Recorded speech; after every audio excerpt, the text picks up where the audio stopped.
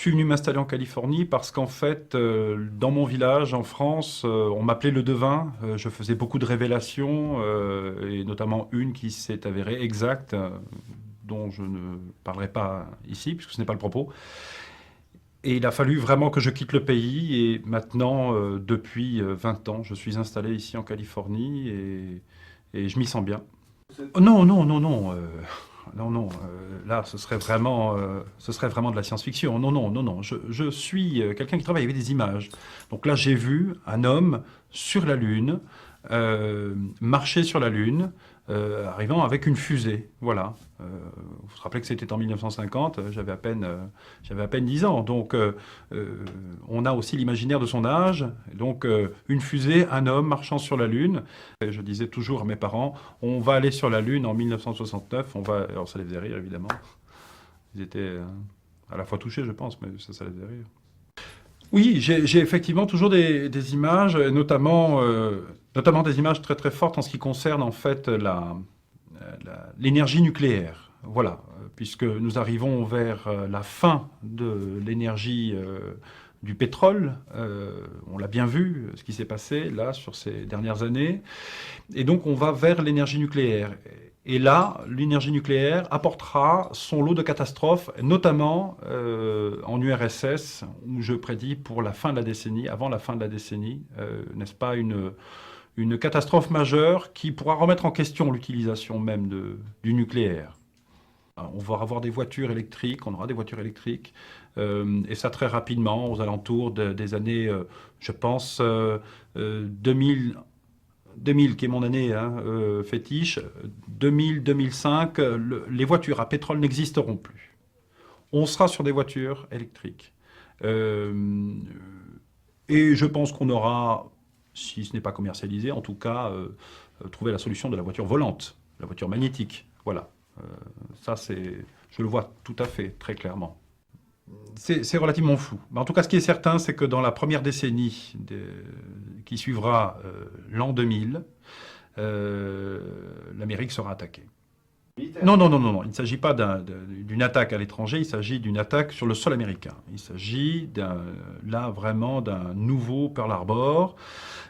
C'est un bombardement. Et je vois des villes comme Los Angeles, notamment New York, se faire bombarder, New York se faire bombarder, et ce, dans la première décennie qui suivra l'an 2000. Voilà, ça, c'est évident. Non, non, non, mais comme je vous disais, le bloc de l'Est, dans 10 ans, n'existera quasiment plus. Donc on peut imaginer qu'à l'aube de l'an 2000, non seulement ils seront nos alliés, mais en plus de ça, on ne parlera plus, enfin, je veux dire, on ne parlera plus de bloc soviétique. Non, non, non, là c'est très très clair. Les causes de ces attaques et les causes de ces conflits seront d'abord liées à l'énergie. Ça c'est évident, l'énergie, le pétrole, la guerre du pétrole va rentrer bientôt en action et dans pas longtemps. Et deuxièmement, des problèmes, une guerre de religion. On revient sur des guerres de religion. euh, oui, un changement qui sera une révolution populaire, puisque le peuple américain élira entre 2005 et 2012. C'est très clair là encore, un noir à la tête du pays le plus puissant du monde. Un noir sera l'homme le plus puissant du monde. Et ce sera amené par un élan populaire, vraiment. Les gens seront derrière cet homme qui sera accueilli probablement, non pas comme un messie, mais en tout cas comme un sauveur. L'esprit d'un changement pour une Amérique qui aura souffert, je pense. Le monde dans 100 ans. Alors c'est à la fois un fantasme pour moi, ça m'amuse beaucoup, j'essaie toujours d'imaginer, mais le problème c'est que je ne vois rien pour ces années-là, parce que malheureusement, en ce qui me concerne, je ne vois plus rien après 2012. Je ne vois plus rien après 2012. Je n'ai pas de flash, je n'ai pas d'image après 2012. Parce que ce n'est pas pour rien si je n'ai pas d'image après 2012, alors que c'est quelque chose que j'ai depuis tout petit. C'est soit effectivement ma propre mort, ce qui est probable, je n'exclus pas. je, je ne l'espère pas. Soit, parce que le problème, c'est que je vois aussi la, la rencontre, je ne sais pas comment vous dire ça, mais je vois aussi on va probablement rencontrer d'autres personnes.